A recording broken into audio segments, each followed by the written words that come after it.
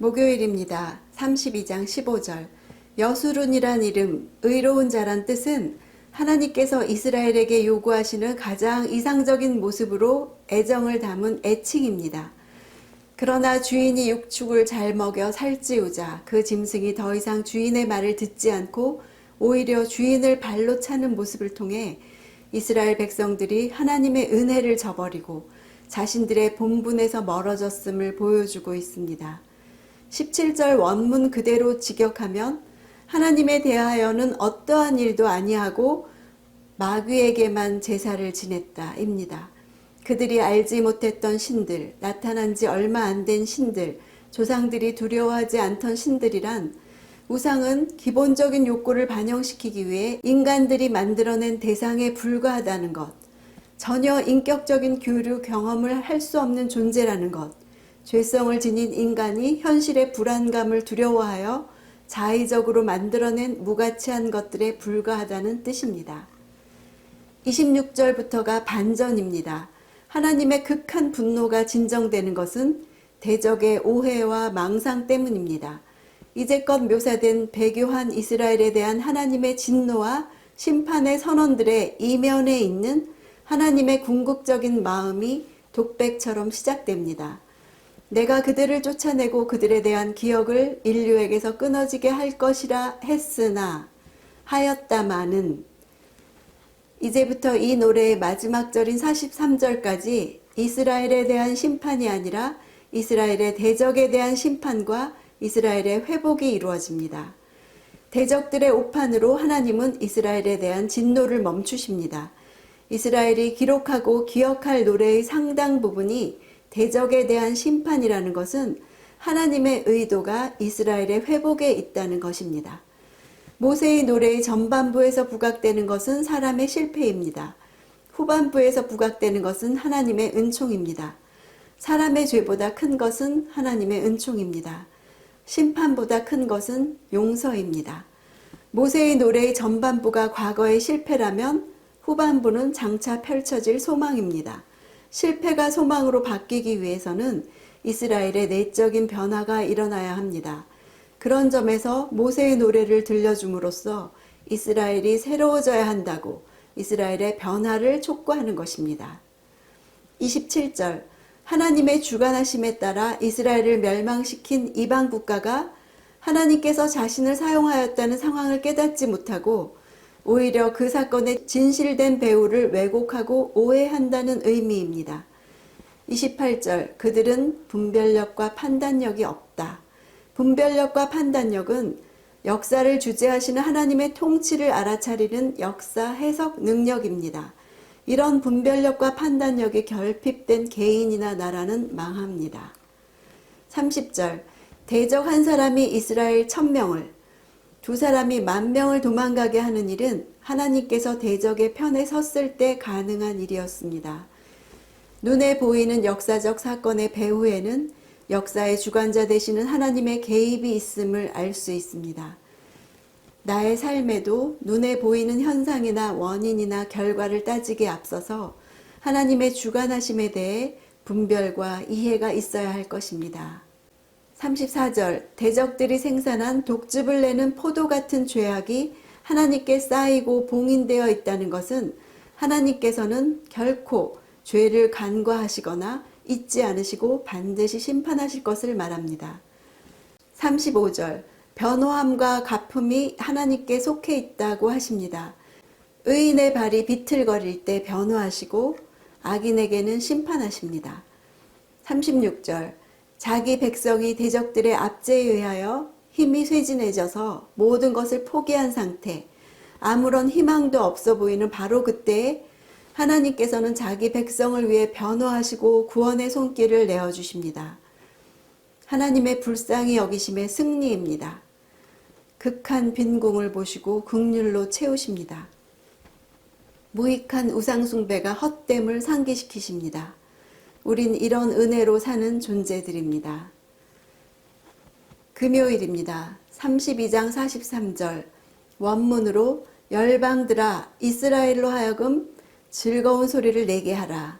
왜냐하면 그가 그의 땅과 그의 백성을 속죄하실 것이기 때문이다. 그 속죄는 이스라엘의 회개 때문에 일어난 것이 아니라 하나님이 돌이키셨기 때문입니다.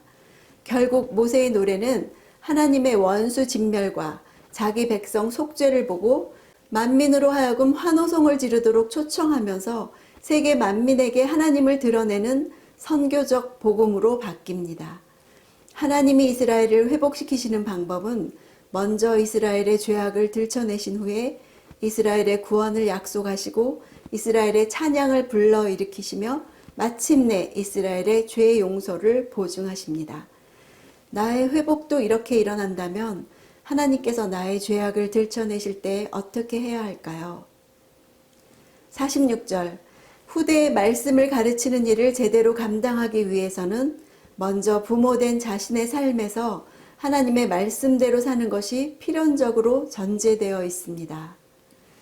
자녀들이 볼 때 부모가 말씀대로 산다는 것이 무엇일까요? 어떤 기준보다 말씀이 기준이 되는 모습? 삶에서 일어나는 모든 것들을 말씀에 비추어 생각하고 느끼고 판단하여 행동하는 것을 자녀들이 보는 것입니다. 나의 자녀들은 나에게서 그런 모습을 보고 있습니까? 토요일 33장 모세의 축복장입니다. 5절에 여수르는 아까 한 번 나왔죠? 성경에 총 4번 나오는데 신명기에 3번 나옵니다. 하나님을 왕으로 삼은 하나님의 다스림을 받는 이스라엘의 이름을 여수룬이라고 한 것은 이스라엘의 가장 이상적인 모습이 바로 하나님의 다스림을 받는 모습이라는 의미입니다. 12지파가 한 왕을 모시고 통일체를 이루는 시점에 이루어질 지파들의 복을 노래합니다. 6절에 르우벤의 숫자가 적어지지 않기를 바라는 축복은 후대 역사를 보면 요단 동쪽에 미리 기업을 얻는 르우벤 지파가 가장 먼저 소멸되는 지파 중 하나이기 때문입니다.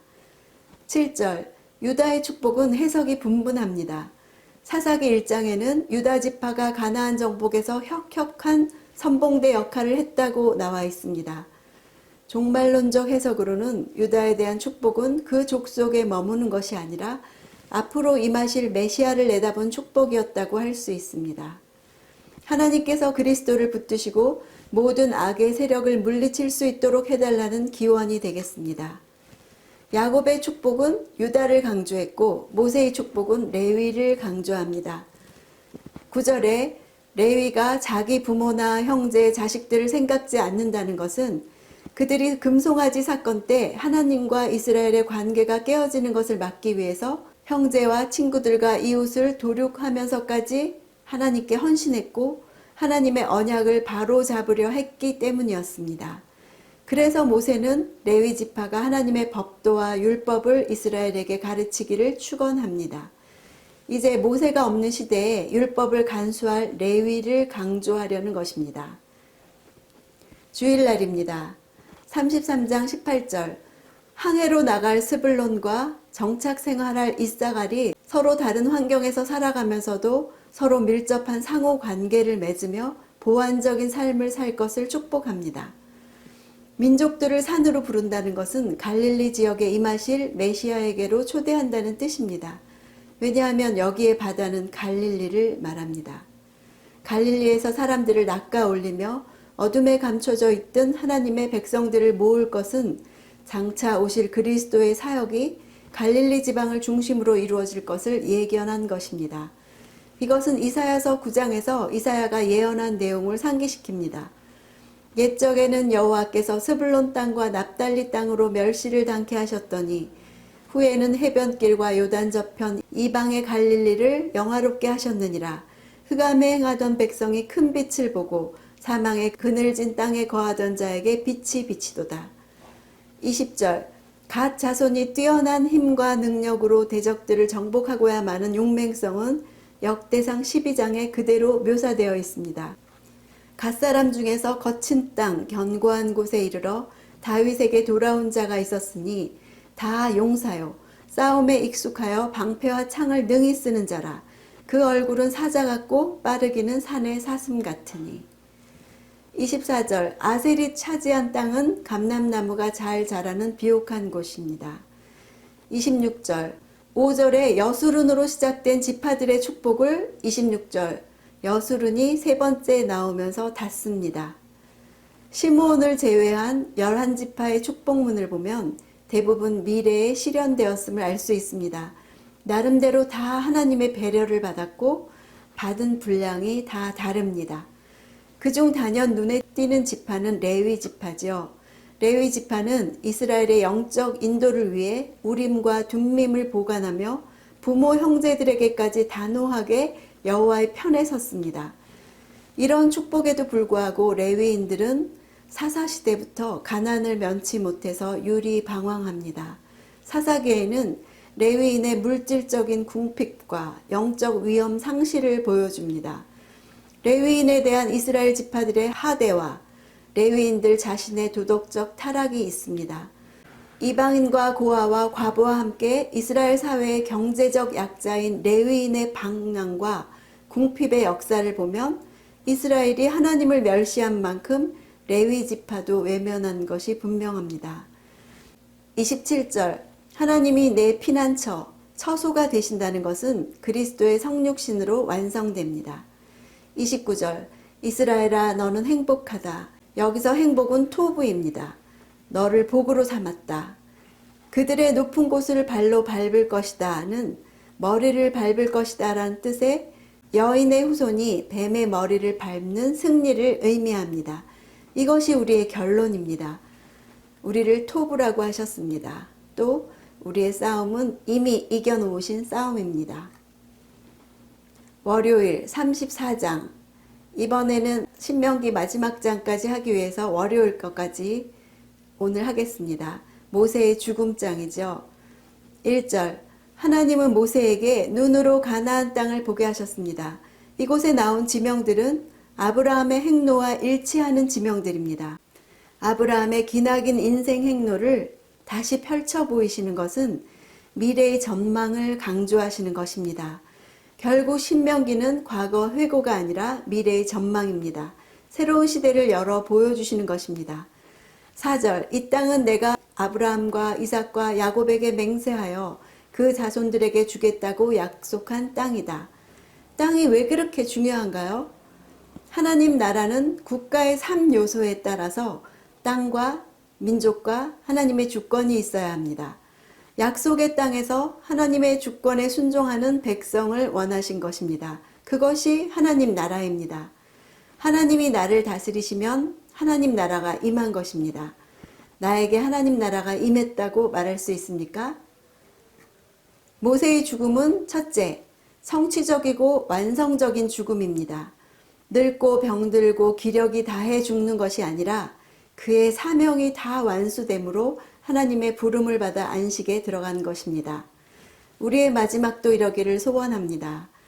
주신 사명, 부르심을 완성하고 안식할 것을 기대합니다. 둘째, 소망을 가진 죽음입니다. 비록 자신의 필생 소원은 좌절되어 들어갈 수 없었지만 가나안 땅을 바라보게 하신 것은 아브라함과 이삭과 야곱에게 약속하신 땅이 성취되는 것과 자손들이 들어갈 것을 굳게 믿게 하셨습니다.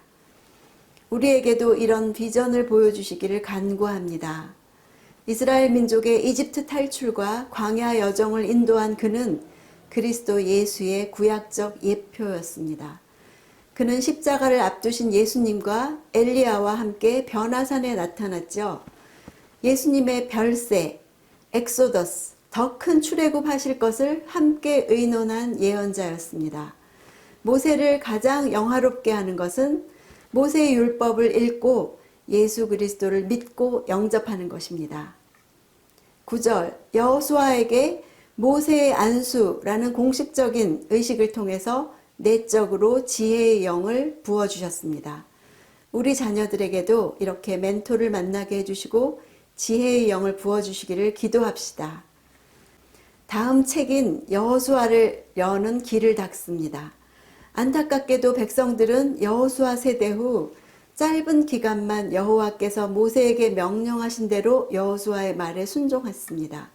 그 다음 책 사사기에 보면 사사기 2장 10절에 다른 세대는 여호와를 알지 못하며 여호와께서 이스라엘을 위하여 행하신 일도 알지 못했다고 했습니다. 10절에서 12절은 모세에 대한 신명기 최종 저자의 평가입니다. 모세를 평가하는 말에서 큐티하는 우리로서 정말 사모하는 말이 나옵니다. 하나님과 얼굴을 마주하여 친밀하고도 인격적인 교제로 하나님을 안 자라는 것. 예수께서 요한복음에서 이렇게 말씀하셨습니다. 모세를 믿었더라면 또 나를 믿었으리니 이는 그가 내게 대하여 기록하였음이라. 그러나 그의 글도 믿지 아니하거든 어찌 내 말을 믿겠느냐. 모세의 글은 예수님을 증거하기 때문에 신명기에서 구비구비마다 그리스도를 만나는 사람은 복된 자입니다. 이제 신명기를 마치며 우리도 날마다 하나님과 얼굴을 마주해 친밀하고도 인격적인 교제로 하나님을 알아가는 한 주간 됩시다. 신명기 파이팅!